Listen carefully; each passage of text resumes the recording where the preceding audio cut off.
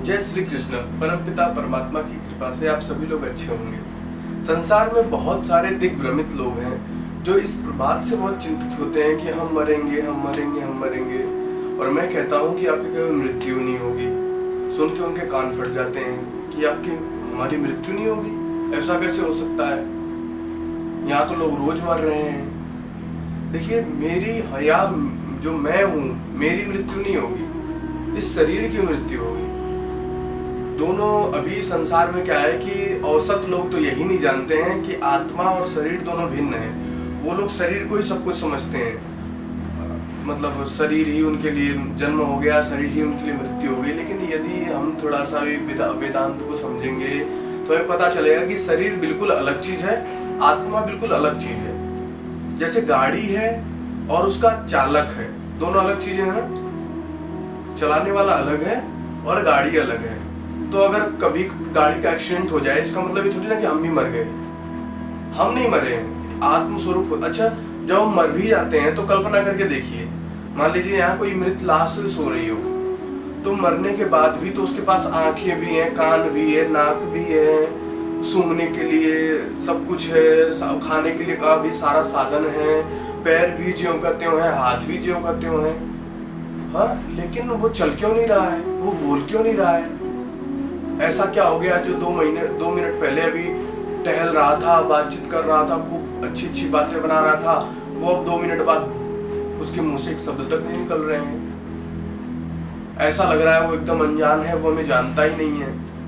2 minute पहले वो सब कुछ जानता था, वो हमारा अपना था, और 2 मिनट में ऐसा क्या हो गया कि वो हमारा पराया हो गया, हमसे बात तक नहीं कर रहा है। वो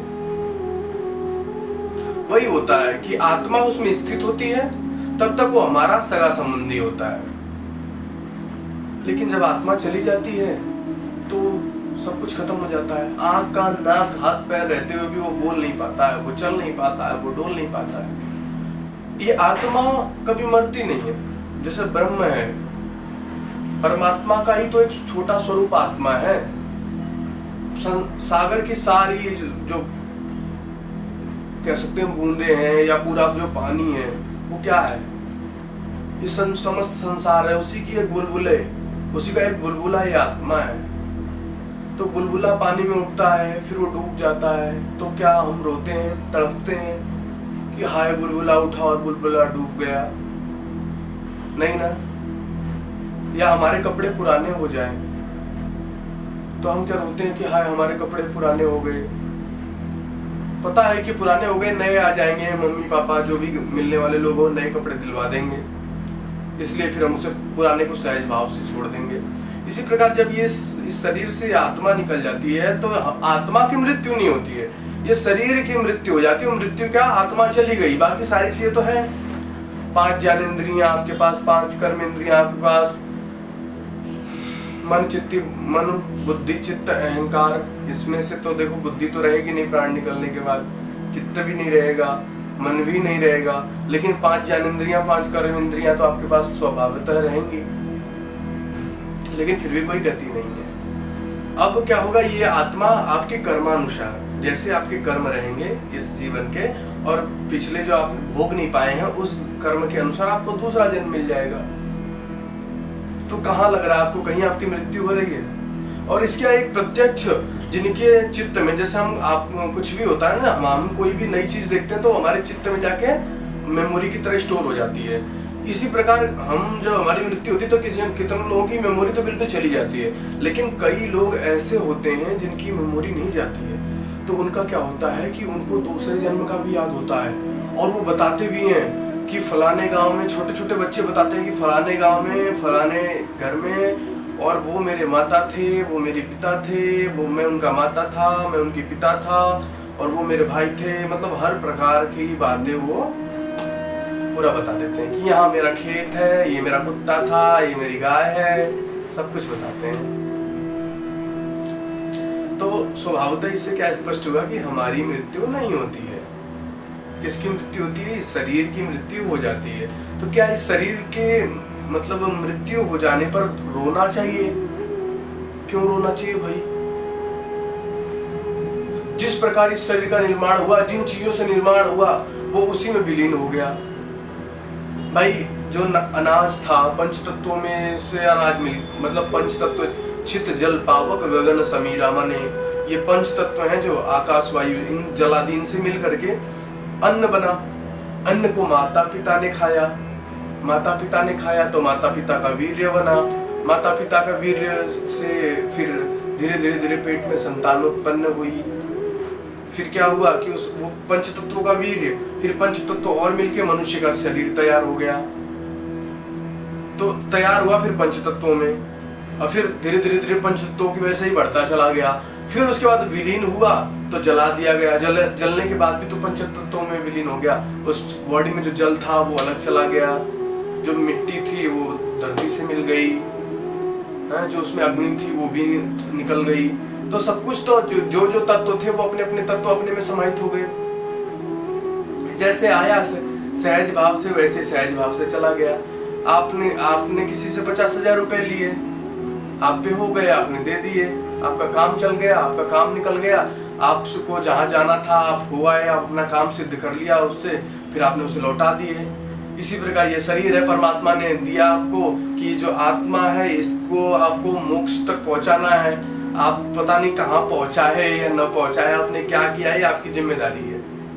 आप उसे कहाँ ले गए तो आपकी जिम्मेदारी है। लेकिन जिस कार्य के लिए मिला था आपको, अब आपको मोटरसाइकिल कोई दे दे, कहीं आपको बाजार जाना है, आप बाजार न जाकर के कहीं उल्टे जंगल में चले जाओ, उसके लिए बाइक वाला तो जिम्मेदार नहीं है। उसने तो आपको सन्मार्ग पे चलने के लिए बाइक दी थी। इसी प्रकार परमात्मा ने आपको सन्मार्ग पे चलने के लिए जीवन दिया था, आत्मा को उसमें प्रविष्ट किया कि आप इसके साथ मिलकर के एक उत्तम गति को प्राप्त होना। लेकिन आपकी बुद्धि ने उतना अच्छा कार्य नहीं किया और आप नीची गति को प्राप्त हुए। तो इसमें इसका क्या दोष? परमात्मा का कोई दोष नहीं। और शरीर के चले जाने पर रोना धोना क्यों? क्यों पता है कि ये स्वाभाविक प्रक्रिया। आज तक कोई ऐसा रहा संसार में जिसने शरीर नहीं छोड़ा।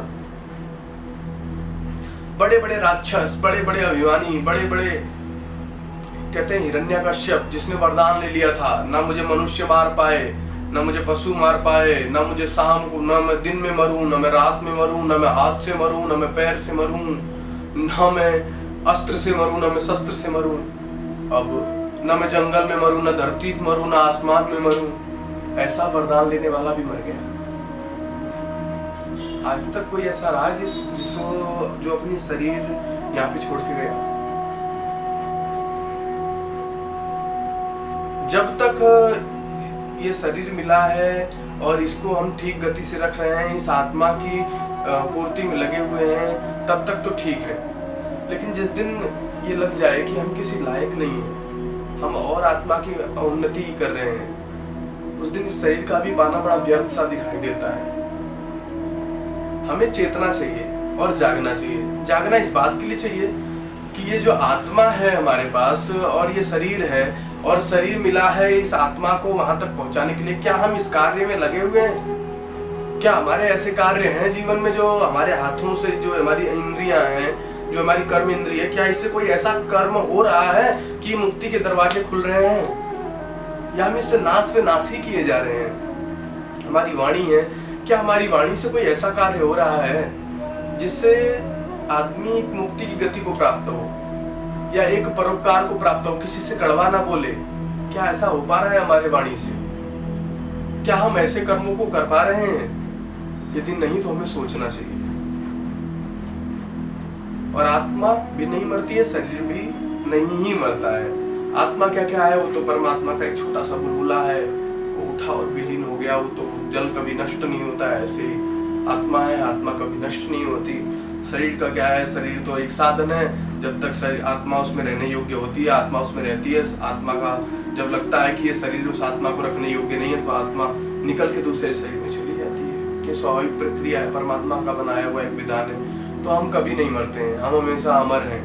कृष्ण भी गीता में कहते हैं, नैनम शस्त्राणि छिन्नन्ति नैनम दहन्ति पावका। हे अर्जुन, ना तो ना तो हमें शस्त्र द्वारा काटा जा सकता है और ना ही अग्नि द्वारा जलाया जा सकता है। क्यों? क्योंकि आत्मा तो अमर है। शरीर को मार सकते हैं पर आत्मा को नहीं मार सकते। अभी यहाँ मारेंगे फिर दूसरी जगह पैदा हो जाएंगे। इसलिए मरने का डर क्यों? पता है कि जन्म तो होना है, जब तक हम मुक्ति वाले कर्म नहीं कर लेते।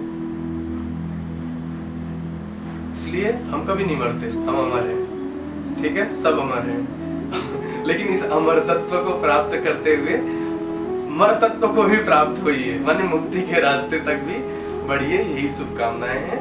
आप सभी लोग साधना में लगे रहिए, परमात्मा आपको खूब आगे बढ़ाए।